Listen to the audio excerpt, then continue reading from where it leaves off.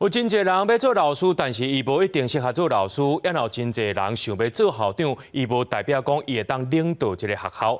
有各类家长指控讲呢，这高雄盐埕区一间国小的校长教任3年啊，却做出一寡争议的行为，去互家长认为讲这个校长是无责任的。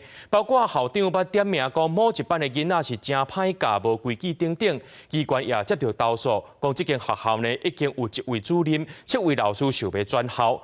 那教育局表示讲，已经有派督学去调查，看这个校长敢真正是无责任的情形。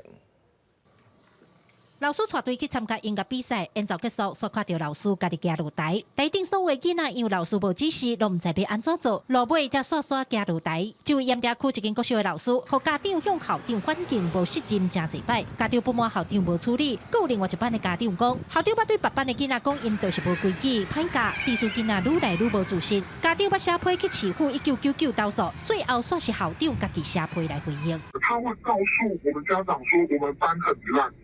我觉得这个是对孩子的心理有很大的影响，就是校长个人的行为到底做了什么潜在的影响？是家长在可以是投诉校长一些事件的不合理，然后你问那个我们要投诉的人，就是校长收到199的信之后，自己写完印下来，然后给他看，请他盖章。出面的家长有几落规，因嘛有向议员申请。而到议员即阵教育局讲，这位校长到学校才3年多，争议不断，要求教育局爱好好调查。教育局表示，4月份督学已经去学校调查2届，若是校长真正有无责任，也会安排审议会公开调查。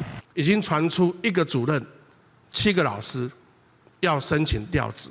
校长事件审议会，去针对校长在治校或是在事件处理上面，是否得当，去做一个公开的调查。针对家长甲议员的指控，校长表示一切拢是误会，老师要转校是因为家庭因素，因嘛捌讲过某一班的囡仔无好。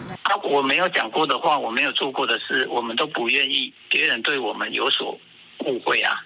这个部分我真的都有解说啊。校长感觉家己真冤枉，家长是希望后续的调查，教育局还是实际去了解所有家长的看法，袂当干那听校长的讲法。记者郭家祖、柯超雄、高雄场报道。